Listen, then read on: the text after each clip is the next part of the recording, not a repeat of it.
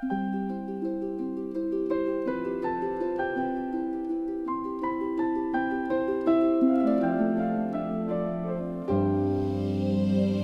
opposes the proud, arrogant, but to the humble He gives grace and power unceasingly.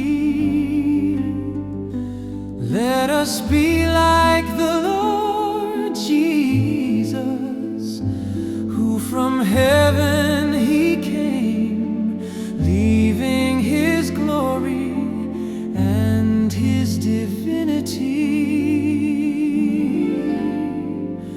Let us follow Him, humbly humble. Let us all be like children. Let us be drawn to Him, being humble like lambs.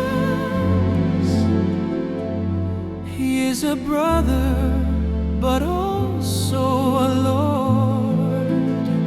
He is the excellent example.